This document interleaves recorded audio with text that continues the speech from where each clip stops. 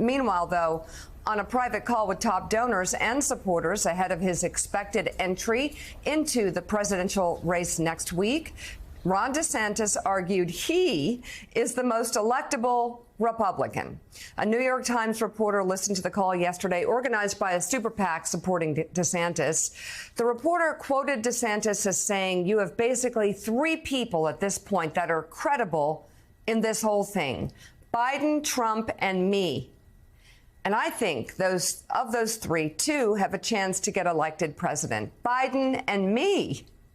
Based on all the data in the swing states, which is not great for the former president and probably insurmountable because people aren't going to change their view of him. Sam Stein, that may be true. I'm not going to argue with that. I do think, if Joe was here, he would list all the different times Trump has lost for the Republican Party. But Ron DeSantis is not batting 1,000 in the state of Florida. How does he move beyond that onto the big stage?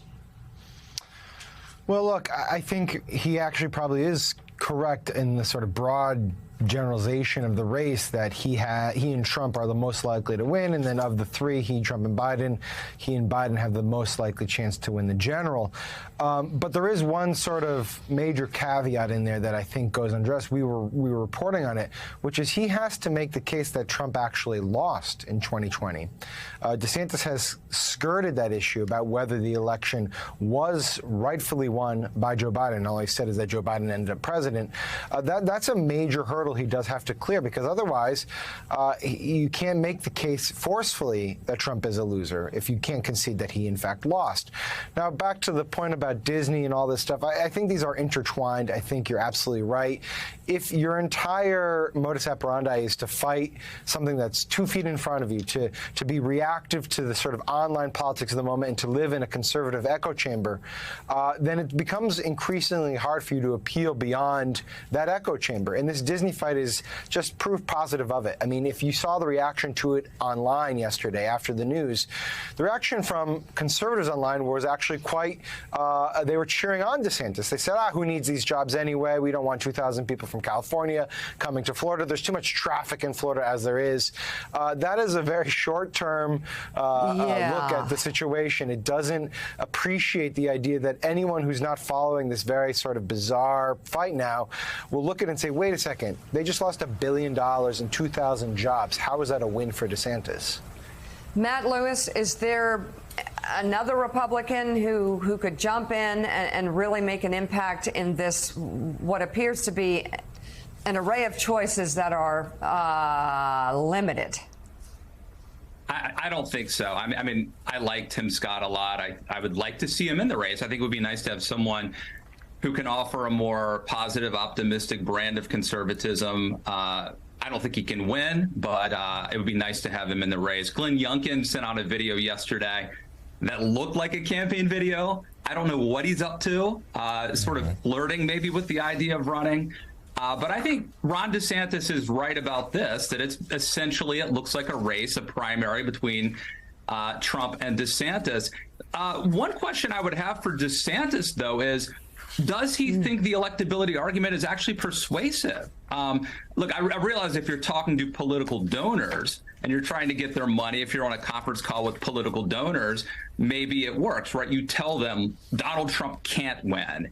I'm the only Republican who can win, so fund me. That may work with donors. I don't think it works with average voters. I don't think the average Republican voter is, A, convinced that Donald Trump can't win a general election because he's surprised everybody in 2016. And I think Trump has this magical aura around him amongst Republicans. And I just don't know if it's an inspiring message. It may be the best message DeSantis has, but I don't know if it inspires or motivates actual Republican voters. So, Claire, if you read into this readout the New York Times had of Ron DeSantis' phone call with supporters and donors, the characterization is that he did not talk about any of this cultural stuff, that he sort of presented himself as the general election candidate, the guy who can beat Joe Biden, and stayed away from this. A lot of these are big businessmen and women who don't like that he's taking on Disney and keeping jobs out of the state of Florida. So he's going to have to figure out who he is. You can't be one guy in the primary, although you have to win those voters obviously, first, and then try to transform yourself into some sort of guy who flies above it all in the general election. So how does he walk that line? How does he go at Donald Trump while still presenting himself as electable in a general? Yeah, well, I would argue that is who he is. He is somebody who is going to be what he thinks he needs to be that day.